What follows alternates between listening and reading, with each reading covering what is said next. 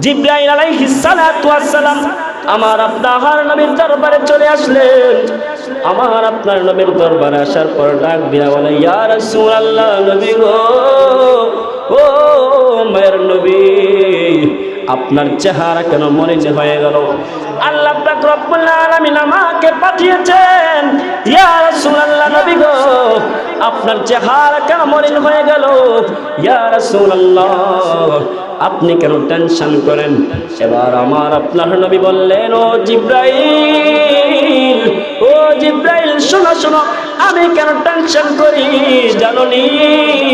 আল্লাহ পাক রব্বুল আলামিন পবিত্র কোরআনুল কারীমে বলেন, ইন্না আনজালনাহু ফি লাইলাতিল কদর ওয়া মা আদরাকা মা লাইলাতুল কদর লাইলাতুল কদরি খায়রুম মিন আলফি শাহর তানাজ্জালুল মালাইকাতু ওয়ার রূহু ফিহা বিইذনি রাব্বিহিম মিন কুল্লি আমরিন সালাম হিয়া হাত্তা মাতলাইল ফজর। আল্লাহু আকবার। আল্লাহ পাক রব্বুল আলামিন বলেন, আল্লাহ পাক রব্বুল আলামিন বান্দাদেরকে উদ্দেশ্য করে বলেন, কোরআনুল কারীমের প্রতি দৃষ্টি আকর্ষণ করে বললেন, হে বান্দারা, হে আমার বান্দারা, শোনো শোনো, আমি এই লাইলাতুল কদরের মধ্যে আমি আল্লাহ পাক রব্বুল আলামিন এই লাইলাতুল কদরে আল্লাহ পাক রব্বুল আলামিন এই কোরআনুল কারীম নাযিল করেছেন। এই কোরআনুল কারীম লাইলাতুল কদরের মধ্যে অবতীর্ণ করেছেন। এই জন্য লাইলাতুল কদর রাতটা খুবই বরকতময়, খুবই গুরুত্বপূর্ণ রাত, যেই রাতটা হাজার মাসের চাইতে উত্তম রাত। সুবহানাল্লাহ।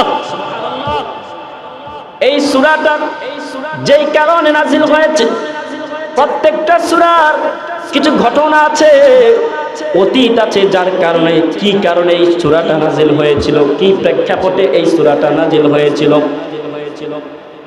আমার আপনার নবী শানে নুজুলের মধ্যে পড়লে দেখা যায়, আমার আপনার নবী একদিন সাহাবায়ে কেরামদেরকে নিয়ে আলোচনা করতেছিলেন। বনি ইসরাইলের একজন বনি ইসরাইলের একজন আবেদ মুজাহিদ ব্যক্তিকে নিয়ে আলোচনা করছিলেন।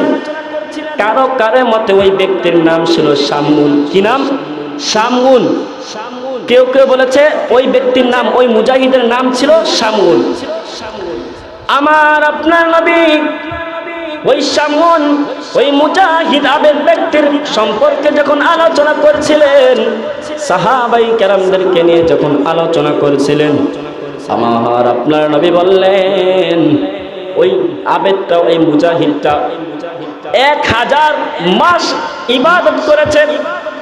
1000 মাস টানা একটানা লাগাতার ইবাদত করেছে। দিনে জিহাদ করেছে, রাত্রে ইবাদতে মশগুল ছিলেন। যখন এই কথা বললেন, সাহাবীরা টেনশনে পড়লেন যে আমাদের সময় তো খুবই কম, আমাদের বয়স তো খুবই কম, আমরা এই কম সময়ের মধ্যে কিভাবে এত ইবাদত করব। ঠিক ওই মুহূর্তে আল্লাহ পাক রব্বুল আলামিন এই কোরআন, এই সূরাটা নাযিল করলেন। এই সূরার মাধ্যমে জানিয়ে দিলেন, আমার আল্লাহ পাক রব্বুল আলামিন এই সূরার মাধ্যমে জানিয়ে দিলেন, হে বান্দারা, শোনো শোনো রে, হে বান্দারা, ওই ব্যক্তি, যে ব্যক্তি, ওই শামউন, যে ব্যক্তিটা 1000 মাস ইবাদত করেছে, আর আমার কোন বান্দা যদি এই লাইলাতুল কদরে ইবাদত করে, এই লাইলাতুল কদরে আমি আল্লাহর ইবাদত করে, বন্দেগী করে, তাহলে ওই 1000 মাসের চাইতে এই ইবাদত উত্তম, শ্রেষ্ঠ হবে। সুবহানাল্লাহ। কি বলেছে?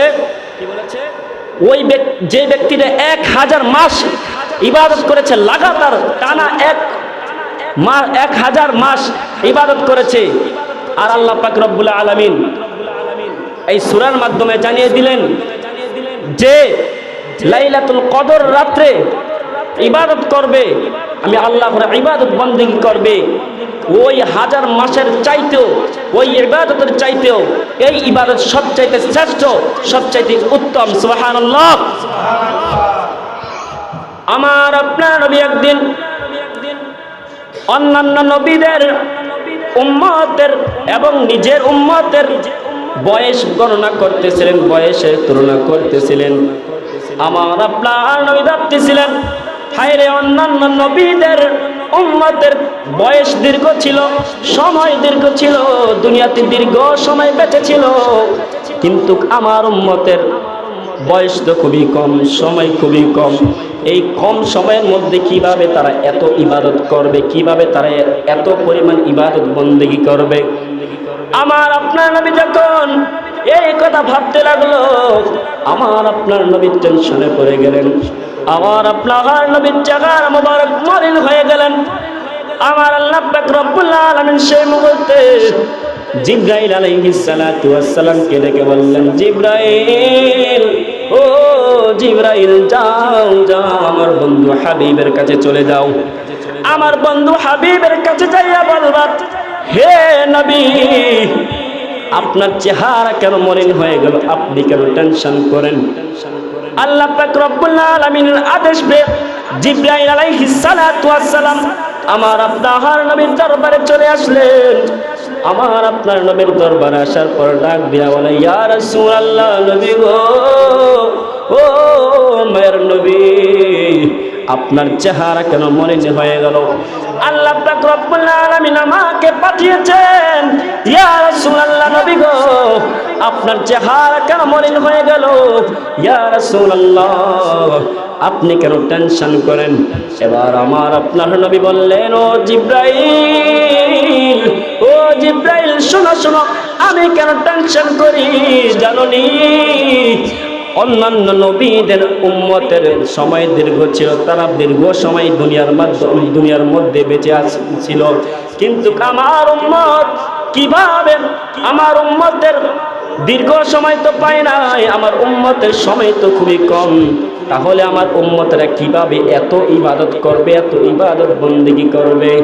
এইবার জিবরাইল আলাইহিস সালাতু ওয়াস সালাম আল্লাহর দরবারে গিয়ে বললেন, আল্লাহ, আপনার বন্ধু, আপনার হাবিব তার উম্মতের জন্য খুবই টেনশন করতেছেন। আপনি আল্লাহ অন্যান্য নবীদের উম্মতের জন্য দীর্ঘ সময় দিয়েছেন, তারা দীর্ঘ সময় দুনিয়ার মধ্যে ছিল, কিন্তু মুহাম্মদ সাল্লাল্লাহু আলাইহি ওয়াসাল্লাম আপনার বন্ধু, আপনার হাবিবের উম্মতের সময় খুবই কম হতে তারা কিভাবে এত পরিমাণ ইবাদত করবে, সেই টেনশনে আপনার বন্ধু, আপনার হাবিব পড়ে গিয়েছে।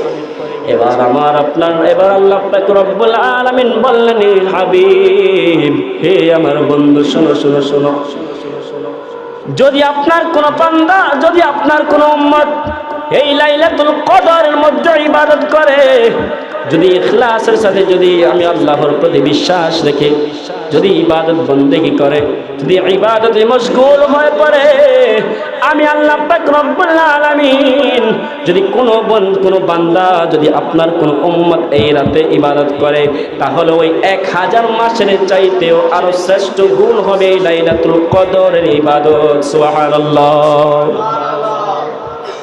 তাহলে কি বুঝলেন?